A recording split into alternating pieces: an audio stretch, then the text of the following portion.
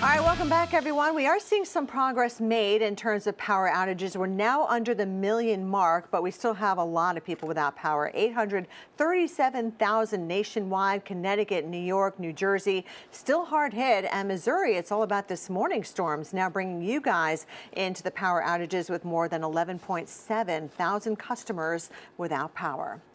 So as you can see, we still have hundreds of thousands of customers and people without power all across the Northeast, days after Isaias blew in and took down trees and power lines.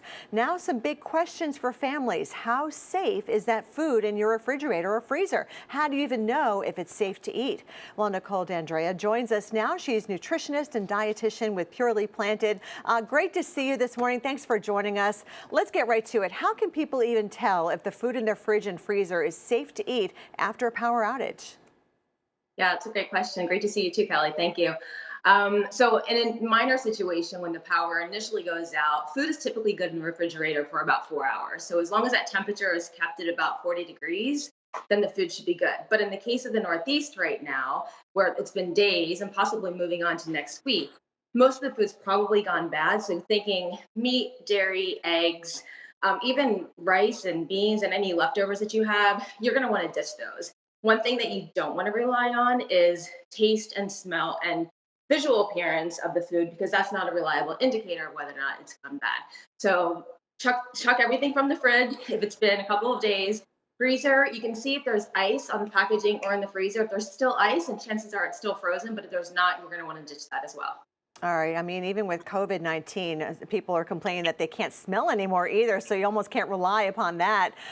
So you're saying throw away the meats and dairy, especially. Those are the first things to go? Yep, animal products, but then even like salad dressings, things that you might not consider salad dressings, mayonnaise, horseradish, anything that has like dairy and eggs in them, and again, leftovers. So just throw them all out. Don't take any chances. All right. So how can we keep the food in our fridge and freezer safe for a longer period of time during a power outage? One thing you can do is pull all of the things from the refrigerator and stuff them in the freezer. One thing that happens in the freezer is when it's tightly packed together, the more food that you have in the freezer, the more likely it is to stay colder for a longer period of time. So pull all of your foods out of the refrigerator, put them in the freezer. You can also, if you have access to dry ice, 50 pounds of dry ice in a standard refrigerator will keep that food cold for up to 2 days. You can also pack it in a cooler. So one thing you can do is get ice packs, or if you have ice packs, put them in a cooler and put all of your food on top of those ice packs. Those are some great tips. And what kinds of food can people stock up on to ensure that food is safe to eat in the event of another power outage down the line? Yeah, sure. So a couple of visuals here. Right now, during a time of COVID, I think a lot of people are already stocking up for days ahead, just in preparation for a food shortage. So you want to consider that. So 3 days, always want to have 3 days of food on hand that's non-perishable.